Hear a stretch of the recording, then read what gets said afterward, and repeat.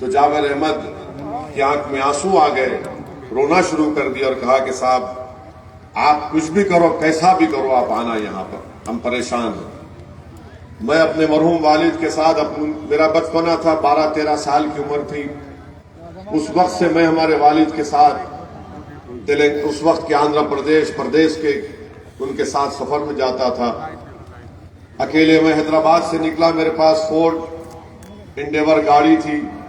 हैदराबाद से अकेले 280 किलोमीटर में गया, क्योंकि गांव के बहुत ऐसे रास्ते होते हैं जो पुलिस को भी नहीं मालूम होते हैं, वो आपको मालूम होते हैं। खैर हमको मिला, हम पहुंचे वहां पर, था एहतजाज किया, हुकूमत से नुमाइंदगी की, और रमजान का, शायद रमजान का महीना था, जो भी था, मैं वापिस हो रहा था।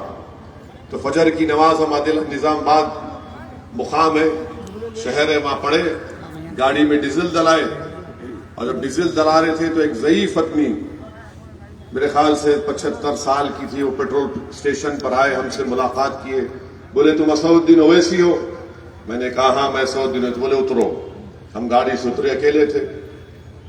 फिर उसके बाद हमसे कहा कहां से आ रहे हो? हमने कहा कि चाचा वाटोली गए थे, वहां पर एक परिवार के 6 लोगों को जालिमों ने जिंदा जला दिया था। तो वो ज़ईफ आदमी रोना शुरू कर दिया, हमको गले से लगा लिए, और हमको गले से लगा। हम ताज्जुब कर रहे थे, शायद वो बेचारे वो खबर सुनकर जज्बाती हो गए, भावुक हो गए। तो हम बोले चाचा नहीं हम गए। तो बोले नहीं वो बात नहीं है। उन्होंने कहा कि जो तुम्हारे पिताजी थे ना, वो 1970 में या 69 में निजामाबाद में फसाद हुआ था, तो तुम्हारे पिताजी हैदराबाद से मोटरसाइकिल पर निजामाबाद आए थे। आज तुम ऐसी जगह पर जाकर आ रहे हो, तुम गरीबों की मदद करने के लिए गए। तो उन्होंने मेरे जो अल्फाज कहे थे, मेरे जब भी मैं याद करता हूं मेरे रोंगटे खड़े हो जाते। उस बुजुर्ग ने कहा कि तुम्हारा बाप, तुम्हारे पिता सलाहुद्दीन ओवैसी जिंदा नहीं है, मरे नहीं है, जिंदा है वो।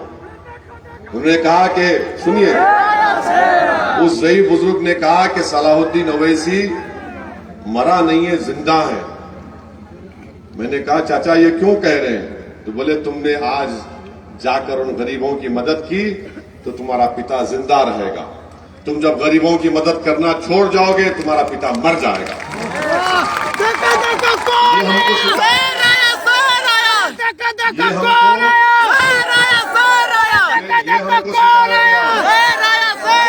हमको राजनीति करना इस तरह हमको सिखाया गया है। हमारे लिए राजनीति कोई तिजारत नहीं है, दौलत कमाने का जरिया नहीं है। हमको ये सिखाया गया कि जहां पर गरीब मजलूम को दबाया जा रहा है, कुचला जा रहा है, उसके लिए लड़ो, उसके लिए आवाज उठाओ, इंसाफ के लिए लड़ो। और अल्हम्दुलिल्लाह इरफान मलिक साहब भी एक बहादुर और काबिल बाप के बेटे हैं। हमको यकीन है कि वो अपने वालिद के नक्शे कदम पर चलकर इस विधानसभा की जनता की उम्मीदों को पूरा करेंगे। वो तमाम को साथ लेकर चलेंगे। वो सिर्फ एक समाज की बात नहीं करेंगे बल्कि पूरे समाज को साथ लेकर चलेंगे। वो तो एक गुलदस्ता बनाकर रखेंगे इस विधानसभा में, चाहे कोई मुसलमान हो या ना हो। रात के अंधेरे में वो पुकारेगा, दिन के उजाले में पुकारेगा, तो इरफान मलिक दौड़ता हुआ आपके लिए, आपके दरमियान में आएगा, आपका खादिम बनकर आएगा। मेरे अजीज दोस्तों और बुजुर्गों, हम आपको ये भी बताना चाहते हैं कि यहां पर उत्तर प्रदेश की जनता ने बीजेपी को सत्ता दिया। उत्तर प्रदेश ने कौन सा विकास का काम किया? यहाँ पर 4.5 साल 5 साल के करीब हो चुके हैं। 5 साल के बाद देश के प्रधानमंत्री आज कह रहे हैं कि हाँ सांड और भैंस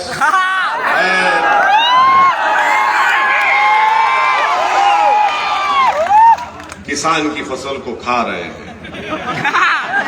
और देश के प्रधानमंत्री कह रहे हैं कि 10 मार्च के बाद प्रधानमंत्री जी कौन जिया तेरे जुल्फ के सहर होने तक। 10 मार्च के बाद इतना लंबा लंबा छोड़ते हैं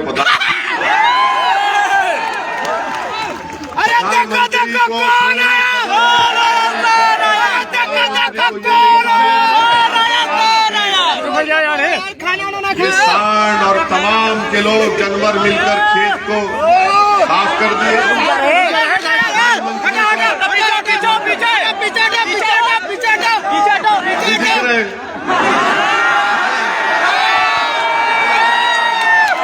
चाचा तुम खुश? दिल खुश हो गया? चाचा हमको देख लिए, पूरी भारत की लैला है।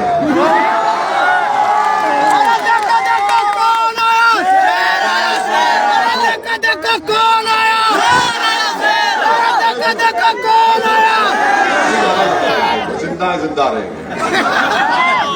चाचा एक बात याद रखो, तुम हमको देख लिए बस है, बस अपनी आंखों में, अपने दिमाग में, अपनी दुआओं में हमको याद रखो।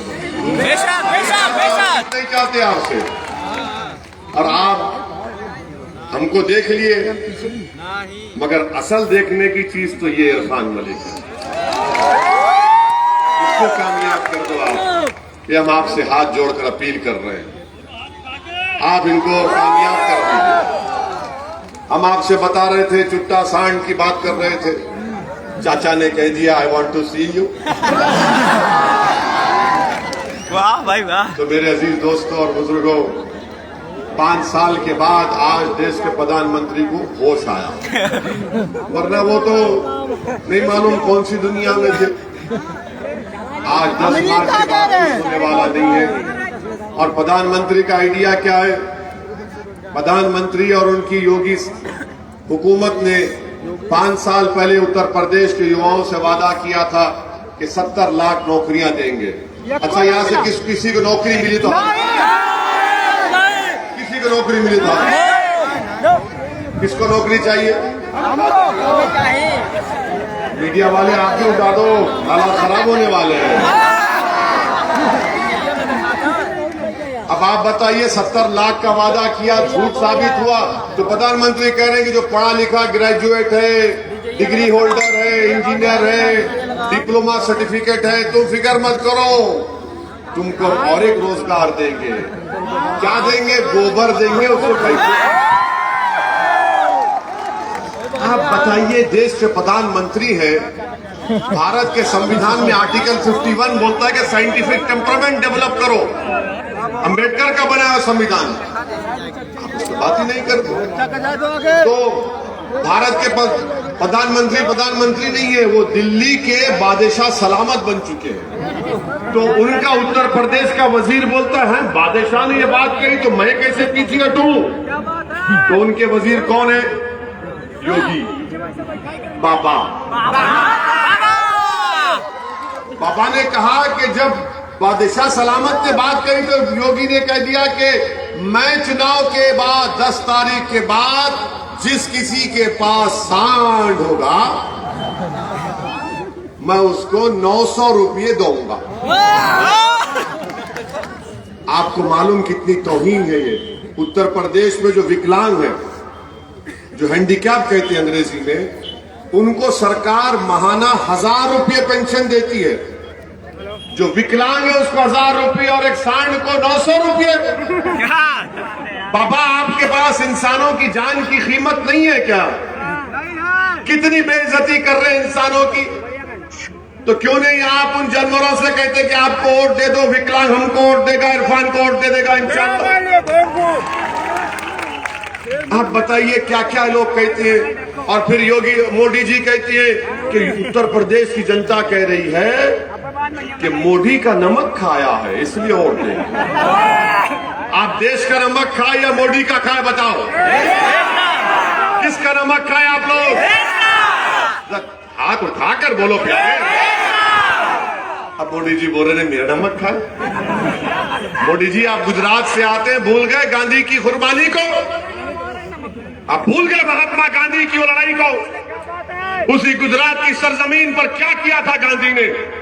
कैसे हिम्मत हुई आपकी कि आप ये बात कहेंगे कि मेरा नमक खा रहे? आप किसका नमक खाकर प्रधानमंत्री के पोस्ट पर गए? देश का नमक खाकर आप प्रधानमंत्री बने। ये देश का प्रधानमंत्री अहंकार में डूबा हुआ है, अहंकार में डूबा हुआ है और कह रहा है कि नमक मेरा खा रहे। अरे तुम और हम सब देश का नमक खाते और खाते रहेंगे। अगर आप किसी को 500 रुपए का राशन दे रहे हैं तो कोई एहसान नहीं कर रहे, किसी के बाप का पैसा गरीबों को नहीं दिया जा रहा है। भारत सरकार का पैसा है। सरकार और भारत मोदी से बड़ा है, ओवैसी से बड़ा है। अगर आप 500 का राशन दे रहे हैं तो महिलाओं से कह रहे बहन जी 500 का लीजिए, 1400 का गैस का सिलेंडर कर रहे हैं ना। गैस का सिलेंडर सस्ता हो गया क्या? 500 का राशन देके 1400 का गैस का सिलेंडर ले रहे हैं मोदी जी। अरे गरीब माँ अगर अपनी बेटी के भूख को मिटाने के लिए एक बिस्किट खरीदती है पैकेट, उस पर जीएसटी लगता है, वो जीएसटी का पैसा आपको मिल रहा है। आपने नौकरियां कितनी दी ये बताओ। देश के प्रधानमंत्री ये पैगाम देना चाह रहे कि जो उनको वोट दिया वो नमक हलाल और जो नहीं दिया वो नमक हराम। देश के प्रधानमंत्री, इंसानियत कहां गई आपकी? आपका मुख्यमंत्री बोल रहा है भक्त। हम कह रहे हैं कि इंसानियत की सरकार बनेगी और बनना चाहिए, जो सबको साथ लेकर चलने की बात करे। मगर बीजेपी सबको साथ लेकर चलने की बात नहीं करती। मुख्यमंत्री है, एक नेशनल टीवी चैनल पर आकर अल्पसंख्यक समाज को इतनी गंदी जबान में कटमुल्ला कहता है, 80-20 की बात करते हैं। और माशाल्लाह से योगी अब मौसम वैज्ञानिक बन चुके हैं। कहते हैं कि मई जून में मैं डुमरियागंज में बर्फ ला लूंगा। अरे भाई कैसे लाएंगे? आपके पास का इसबगोल ज्यादा खा रहे आप रात में, कैसे लाएंगे? नौकरी नहीं दे सके, सांड का मसला हल नहीं कर सके। शिक्षा के लिए कितने स्कूल खोले आपने बताओ? स्कूल खोले यहाँ पर, डिग्री कॉलेज है यहाँ पर। कोविड की दूसरी वेव में लोग तड़प तड़प कर नहीं मरे जब इनको नमक याद नहीं आया, जब एक गरीब ऑक्सीजन के लिए तड़प रहा था, अस्पताल का बेड के लिए तड़प रहा था, बेड मिला तो दवाई के लिए तड़प रहा था। कहां थी सरकार? ये सबको कह दिया कि जाओ। इसीलिए इलाहाबाद हाई कोर्ट ने कहा था कि योगी सरकार ने राम भरोसे सबको छोड़ दिया है। कोर्ट ने कहा था ये बात, हमने नहीं कहा। ये सरकार का कारनामा। मेरे अजीज दोस्तों और बुजुर्गों, आपको डुमरियागंज से इरफान मलिक जैसा बेहतरीन विधायक नहीं मिल सकता। इसको आप कामयाब करिए। आपसे हम वादा करके जा रहे हैं, अगर आप इंशाअल्लाह इनको कामयाब करेंगे, अगर ये कभी गलती करने का सोचेंगे भी तो एक तरफ इनका काम इनके वालिद यूसुफ कमाल पकड़ेंगे, दूसरी तरफ इनका बड़ा भाई हम इनका कान पकड़ेंगे। आप इनको कामयाब करिए। हम 6 महीने में एक मर्तबा डुमरियागंज को आकर बैठकर इनसे पूछेंगे, बताओ इरफान तुमने कितना काम किया यहां पर? एक बार आप इनको मौका दीजिए। आप जानिए कि हम हैदराबाद में, हम कोई बड़े परिवार से, बड़े आला जात के खानदान से नहीं आए। हम लोग, हम कोई नवाब के खानदान के नहीं है। हमारे बुजुर्ग भी मेहनत मजदूरी करते थे, वकालत की। हम जुस्तजू किए, हमारे बुजुर्ग जुस्तजू किए, मेहनत किए, जेल की सोबतों को बर्दाश्त किए, तकालीफ उठाए। और असदुद्दीन ओवैसी अगर डुमरियागंज को यहां तक पहुंचाए तो मेरा सियासी सफर कोई महलात से निकल कर नहीं आया हूं। यहां पर मैं कोई चमन में टहल कर नहीं आया हूं। यहां पर मुझे भी जेल जाने का मौका मिला, मुझे भी पुलिस ने अपना दामाद बनाकर रखा। और 22 सितंबर 1999 को पुलिस ने मेरे ही क्षेत्र में मुझ पर लाठियां बरसाई, सर पर 18 टाके मुझे लगे। मैं जानता हूं तकलीफ और जुल्म क्या होता है। इसीलिए तो मेरी जबान से जब अल्फाज निकलते तो जालिमों को कड़वी लगती है और मजलूमों को लगता है कि मेरी दिल की बात बोल रहा है। हम जानते हैं, इसीलिए तो इनको तकलीफ है। गाड़ी पर गोलियां चलाए, 4-4 गोलियां चलाए।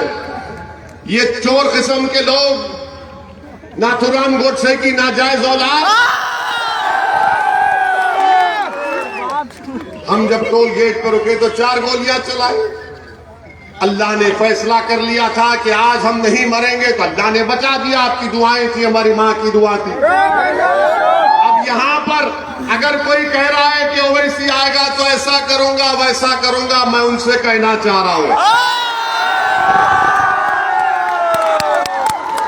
मैं उनसे कहना चाह रहा हूं, आप यकीनन मेरी जान ले सकते हैं। आप यकीनन मेरी जान ले सकते हैं, क्योंकि आप जान ही ले सकते हैं ना, जान नहीं बचा सकते आप दिलों को तोड़ सकते हैं। दिलों को मिलाने का काम तो पंडित जी ने कर दिया, इरफान को यहाँ पर प्रत्याशी बनाकर। आप नफरत की बात करेंगे, मैं मोहब्बत को आम करूंगा। तुम पत्थर फेंकोगे, मैं फूल बरसाऊंगा। ये हमारी लड़ाई है इस विधानसभा में। तो बड़ी बात मत करो, बड़ी बात से बचो।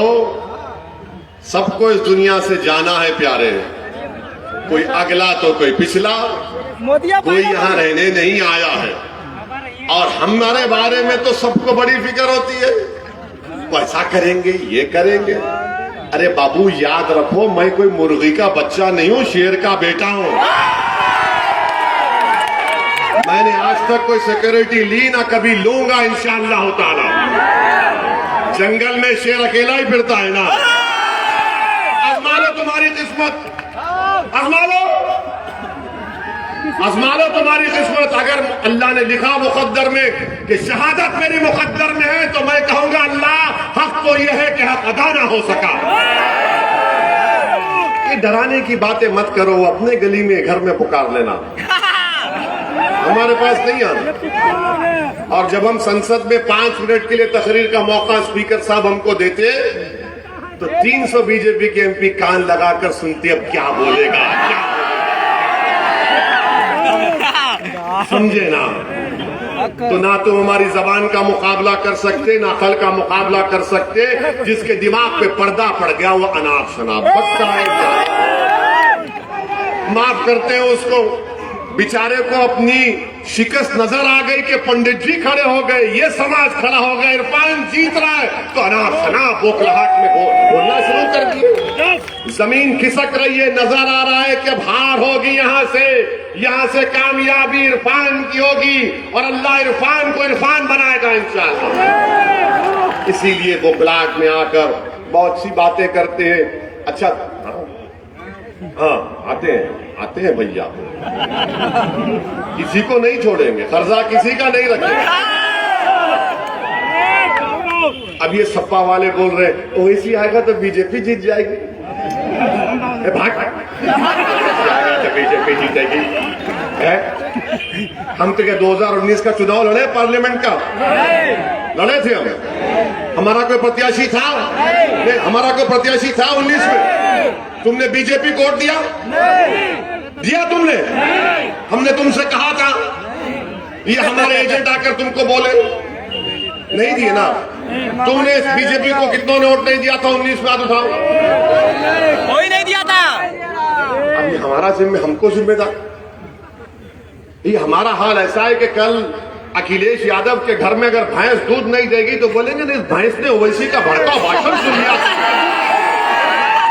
क्या बोलता भाई? बताइए आप। अरे हम नहीं थे तो भी तुम हार रहे हो। तो अब आपसे कह रहे हैं कि आपकी वोट की अहमियत कब पैदा होगी? जब इरफान को आप कामयाब करेंगे। सपा नहीं हरा सकती बाबा को और मोदी को। आपने हिकमत, आपको कहा गया हिकमत है, हिकमत है, हिकमत है। अरे कैसी हिकमत है बताओ? 2017 में तुमने अखिलेश को बसपा को वोट दिया, बीजेपी जीत गई। 2014 में तुमने बसपा सपा को वोट दिया, बीजेपी जीत गई। 19 में आपने बहन जी अखिलेश को वोट दिया, तब भी 65 लोकसभा की सीट पर बीजेपी जीत गए जो हम नहीं थे। तो ये डरा डरा कर आप वोट हासिल करना चाहते हैं। ओवैसी आपको उम्मीद दिला रहा है। डर की बुनियाद पर वोट मत दीजिए, उम्मीद की बुनियाद पर दीजिए। बीजेपी को रोकेंगे जरूर इंशाअल्लाह ताला, मगर बीजेपी को रोकना क्या सिर्फ ओवैसी की जिम्मेदारी है? क्या मैं दरी बिछाऊं? क्या तुम दरी बिछाओगे? क्या अपने हक के लिए नहीं लड़ोगे? ये आपको नेता बनाने की लड़ाई है। आप नेता जब बन जाएंगे इंशाअल्लाह, तो ये अखिलेश को यही तकलीफ है, ये आखिर ये है कौन जो आकर गरीब मजलूम की आवाज में उनके मसाइल को बयान कर रहा है और हमारा डर निकाल रहा है। बीजेपी को भी लग रहा है कि गर्मी तो निकल गई और हमने अब जो गर्मी पैदा की ना बाबा, वो सुबह कयामत तक गर्मी रहेगी, याद रखो। तो सपा के बात में मत आइए, कोई दम नहीं है, सपा कुछ कर ही नहीं सकती, सपा तो बीजेपी। अरे याद रखिए, अखिलेश और योगी आदित्यनाथ ये राम और श्याम की जोड़ी है, एक सिक्के के दो रुख है, एक ही है, बता रहे हैं आपको, कोई फर्क नहीं इन लोगों में। समाजवादी पार्टी कौन सी समाजवाद की बात करती? भाजपा ने 2014 में 2017 में वोट लिया किस नाम पर? बीजेपी ने हिंदुत्व के नाम पे वोट लिया और क्या दिया? बाबा को मुख्यमंत्री बना दिया और बाबा ठाकुरवाद ठाकुरवाद ठाकुरवाद। अखिलेश को आपने 17 में, अखिलेश को आपने 2012 में सत्ता दी, समाजवाद के नाम पे वोट दो, भाईचारगी के नाम पे वोट दो, परिवारवाद निकला उसमें से। समाजवाद, भाईचारगी, भागीदारी, हिस्सेदारी इस मंच पर आपको नजर आ रही है। इरफान भी है, पंडित जी भी है, सब समाज के लोग हैं यहां पर। हम आपसे अपील कर रहे हैं कि आप अपना एक वोट पतंग के निशान पर बटन दबाकर कामयाब करिए। ये आपके विधानसभा की मुस्तकबिल की लड़ाई है, विधानसभा में शिक्षा की लड़ाई है, विधानसभा में अस्पताल बनाने की लड़ाई है, विधानसभा में रोड बनाने की लड़ाई है, विधानसभा में सबको समाज को साथ लेकर उनका एतमाद हासिल करके उनको लेकर आगे बढ़ने की लड़ाई। इसीलिए हम आपसे गुजारिश कर रहे हैं कि आप बेखौफ होकर अपना वोट इस्तेमाल करिए और मुझे यकीन है कि आप तमाम एक बेहतरीन फैसला लेते हुए मेरे भाई इरफान मलिक साहब को वोट देकर कामयाब करेंगे। बीजेपी नाकाम साबित हुई है उत्तर प्रदेश की जनता के लिए, युवाओं के लिए, हर एक के लिए। अब बीजेपी से लोग तंग आ चुके हैं। आज विकल्प के तौर पर भागीदारी परिवर्तन मोर्चा आपके दरमियान में है। मैं बार बार आपसे अपील कर रहा हूं कि इस विधानसभा से अगर कोई बीजेपी को हरा सकता तो उसका नाम इरफान है, उसका नाम इरफान है। और इरफान के हक में अब अपना वोट दीजिए पतंग के निशान पर। इंशाअल्लाह हमारी और 2 सभाएं होंगी 28 तक। कहां पर? 28 को मोतीगंज में और एक को बयारा रंगरेज में। हाँ, एक को बयार अंग्रेज में। आएंगे आप लोग? चाचा आएंगे? हमको देखेंगे? आइए चाचा, हम भी आपको देख के खुश होते हैं। हाँ, ये बोल दिए ना, इनका बोल दिए, बाबूजी के कैंडिडेट है, इटवा से बोल दिए हैं। इटवा से रमेश कुमार भाई हमारे भागीदारी परिवर्तन मोर्चा जनाधिकार पार्टी के प्रत्याशी हैं, इनका भी आप साथ दीजिए।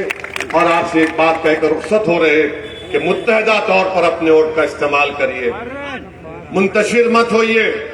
याद रखिए हमारी इस बात को, इत्तेहाद जिंदगी है और इंतशार विधायक के बारे में बोल दे। इत्तेहाद जिंदगी है और इंतशार मौत है। मुत्तहदा तौर पर अपना एक वोट सब मिलकर पतंग के निशान पर बटन दबाइए और अपनी माँ और बहनों को मेरा सलाम पहुंचाइए ताकि उनको भी हमारा पैगाम मिले। हमने जो भड़काऊ भाषण दिया है ना, इसको जरा व्हाट्सएप पर फैलाओ, फैलाएंगे ना। वो फसाद बुक जिसको फेसबुक कहा जाता है उस पर भी डालो, लाइक करो, उसको पहुंचाओ ताकि योगी मोदी अखिलेश को पहुंच जाए कि डुमरियागंज जब गया इम्तियाज, इनको मालूम हो जाए कि यहाँ पर हवा सिर्फ पतंग की है, आसमानों पर सिर्फ पतंग नजर आनी चाहिए इंशाअल्लाह। तो वो भी करना है। चलो डाल के